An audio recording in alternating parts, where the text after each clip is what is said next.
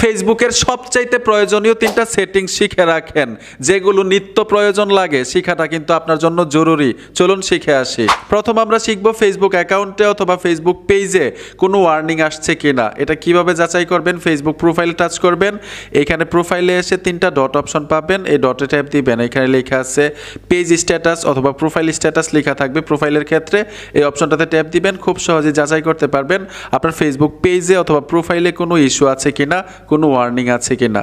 দ্বিতীয় সেটিংসটা হচ্ছে ফেসবুক পেজের লিঙ্ক অথবা ফেসবুক প্রোফাইল লিঙ্ক কিভাবে কপি করতে হয়। আপনারা সোজা ফেসবুকে চলে আসবেন, প্রোফাইলে ট্যাপ দিবেন, ফেসবুক পেজ হোক অথবা প্রোফাইল হোক, এইখানে দেখুন 3টা ডট অপশন আছে, এখানে ট্যাপ দিবেন।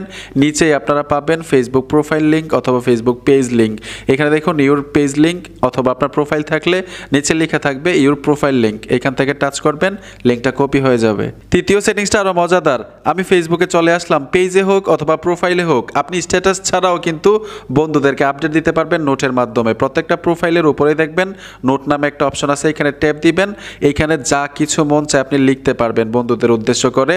আপনি মিউজিক সেট করে শেয়ার করতে পারবেন। স্ট্যাটাস ছাড়াও আপনার প্রোফাইলের উপরেই লেখাটা থাকবে মিউজিক সহ, আপনার ফ্রেন্ডেরা বুঝতে পারবে যে আপনি তাদেরকে কি বুঝাইতে চাচ্ছেন। স্ট্যাটাস ছাড়াও হবে নোটের মাধ্যমে। বন্ধুরা, ভিডিওটা দেখে যদি উপকার হয়ে থাকে অবশ্যই সাথে থাকবেন।